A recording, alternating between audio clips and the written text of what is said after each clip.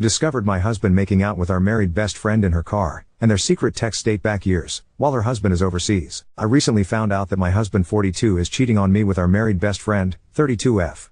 They don't know that I know, but I caught them making out at the end of our driveway when he was seeing her off after dinner with our family.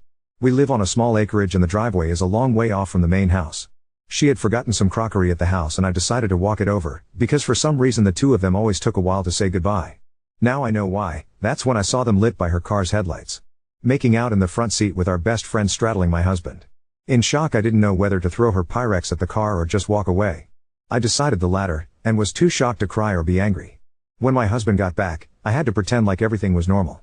I know that it's stupid, but I couldn't sleep that night and decided to go through his phone. She was obviously under a pseudonym, but I found a handful of their messages dating 2 or 3 years. Her husband doesn't know. He's currently posted overseas as a diplomat. I'm sick with rage and betrayal.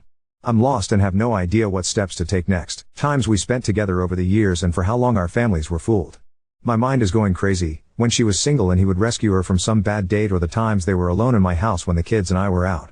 How irrationally angry he was when he found out she had a boyfriend then chose to marry him. Thinking back on it, the two of them disappeared at her wedding. When I asked him where he was, he said he needed to reassure her that she had done the right thing. I feel so sick thinking of these things. Update 2. While my husband is out of town for the next few days, my sister-in-law, who is the only other person who knows, my brother's wife, will help me pack important documents, and store them somewhere my husband doesn't know about. I've organized for my kids to stay with them for a week while I sort my shit out. I've spoken to a family lawyer and they have told me that the best way to start the separation procedure is to no longer be living under the same roof. I'm fortunate in that most of our assets are also in my name, and the land our house is on was gifted to us by my parents. I'm planning to kick him out after his trip. But before that, I want to catch them both in the act again. Have some hard proof, send it to the ex-friend's husband and get the ball rolling for moving on with my life. I'll update with what happens after the confrontation.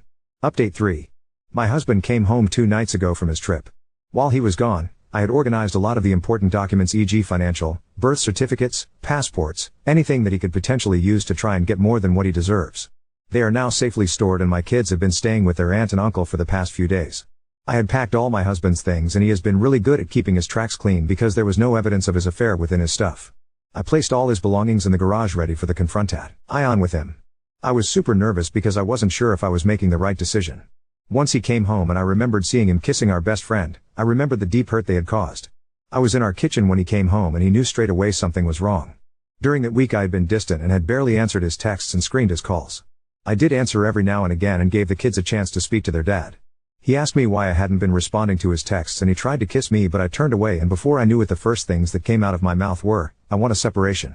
I have to admit that he didn't look very surprised when I said it. He nodded his head and said, "What do you know?" Which was just a punch in the gut, because I wanted him to deny it or say something like it was a one-off thing. I asked him to tell me everything, like when did it start? And he said they started about 10 years ago. At first it was flirtatious messaging and a sneaky kiss in the office when they briefly worked together, and the affair was on and off. She apparently always felt guilty and her way out of that was to marry the next man that was interested in her and proposed. He admitted that they had sex on her wedding day and when he is out of town they meet. At this point I couldn't breathe and I was sobbing. I hated that the next words out of my mouth was, "Did you even ever love me?" He hesitated and said yes of course, but he was never in love with me the way he was with her. I cleared my throat and had said to him that he should tell her husband. There is no point hiding it anymore. I told him that all his stuff was in the garage and he can find somewhere else to stay.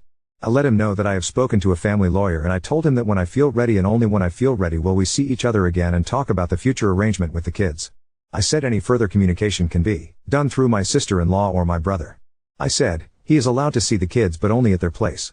I am of course wanting full custody of the children because it hurts too much to give him anything at this point. He agreed to all my points because he knew he was in the wrong. He tried to say sorry and then I absolutely lost my shit and screamed, "No fucking no way are you sorry. For 10 fucking years you have both deceived everyone we know. Please take your shit and leave and tell that woman you have been fucking for 10 years that I do not ever want to see her fucking face again." Certainly not my shining moment, but also a culmination of all the hurt and anger over the last few weeks that they have caused. I have no intention of talking to my ex-best friend or really to my soon-to-be ex-husband until I've had the time to grieve. So thank you community for the encouragement and advice. Hope I can heal and move on from this. Update 4. Thank you everyone who has been messaging over the last year to see how I'm going and asking for an update. Scroll below for the full story. It's been a crazy, painful year. But our divorce has been finalized. And I'm free. My ex-husband and my ex-best friend, as no surprise, are now in an actual relationship after the ex-best friend's husband found out about the affair. He divorced her, and since then we have met up for coffee to check in on each other and our mental health. He's been great sending encouraging messages, and he lives overseas, and from his Facebook updates has started dating again. So I'm very happy for him. The legal and custody battles had been fairly stressful, but the ex-husband agreed to all my terms. The custody of the children was the only thing he really fought for. I have custody of the kids and he sees them on the weekends. The kids, including myself, have all been going to therapy separately. My ex-husband wants to see them more, and during school break the kids have the choice to stay with him or me. I've been good about it and stay with him for a week or so and then back to their mummy. Apart from necessary conversation, I steer away from my ex-husband and the ex-best friend. It still hurts so much, and I understand that it will take some time to heal. But I am letting go, because I don't want them to have that level of influence over my life. I decided to sell the property we were living in and move closer to family and friends because, as you know, it takes a village. And I have been extremely grateful for the support I have received over the last year. I'm tearing up just as I'm writing this, knowing that I couldn't go through all of this without my loved ones. And for myself, I am happy overall, still a work in progress but grateful for life.